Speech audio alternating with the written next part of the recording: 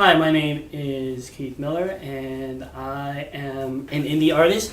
During the day, I teach middle school English. I corral cats for a living. In the evenings, I write.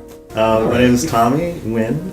Some people know me as Tommy Wynn Smith. I guess I do installations, but I love drawing. Like, drawing is like my passion. Like, the crazier, the weirder the drawings, the more I'm into it. Arctic Rising is a really engaging, action-packed novel written by Tobias S. Bucko, and it follows the adventure of Anika Duncan, who is part of the United Nations Polar Group. And what happens is the story sets off with, she's a pilot, and she and her pilot Tom are shot down over the Arctic Circle. This leads her on a path to try to figure out why she and her partner were attacked, and it engages her in an international corporate conspiracy.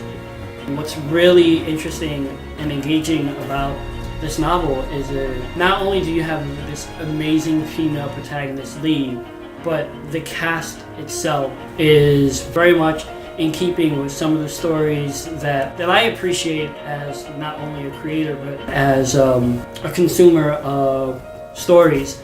But it's more emblematic of what Rosarium is doing and the stories in which they're telling. The characters are so rich and so diverse, so interesting, and they just sort of leap off the page. Right now, I'm adapting it and and writing the script, and Tommy's doing a bang-up job with the art. I get to draw explosions, lasers, and bullets, and just all kinds of crazy environments. And we're trying to do something kind of experimental with some of these scenes too, so it's fun. The wonderful thing is with Rosarium is giving us the space to sort of really take this book and kind of play around with it and play around with some of the themes that kind of arise out of the story.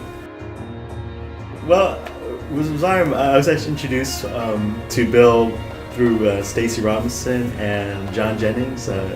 Together they're Black Kirby, and amazing work that they do, and diversity. And when I heard about Rosarium, I was like, man, diversity in comics, this is amazing. And then Bill was also kind of like, oh, send me some drawings, can you do this? Can you draw some tentacles flying out of the clouds of dinosaurs? And I'm like, sure.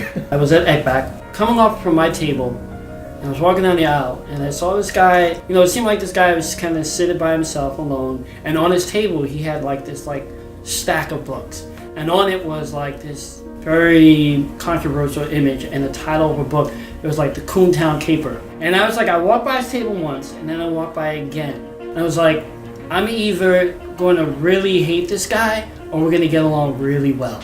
And it just so happened we got along really well, began a conversation. If you want really diverse comics and some crazy stories that you haven't heard before, and just kind of the explosive imagination, the way we just, every time I interact with someone with Rosarium, it's we just kind of these ideas just kind of out of nowhere. You should support us so we can get these stories out there and made, and because we want to tell them. There is a lot of energy within Rosarium, and when you do speak to folks and creatives, you get a sense of, it's kind of almost a movement. And I'm not going to say a social movement, but in all seriousness, the level of stories that one's trying to tell, but at the same time not being preachy, pretentious, or trying to hit you over the head. It's just folks trying to tell really interesting stories that just come from a different perspective.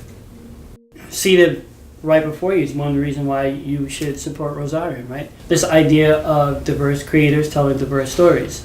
This is Keith Miller. This is Tommy Wynn Smith. You need to buy books from the Rosarium. You need to support Rosarium.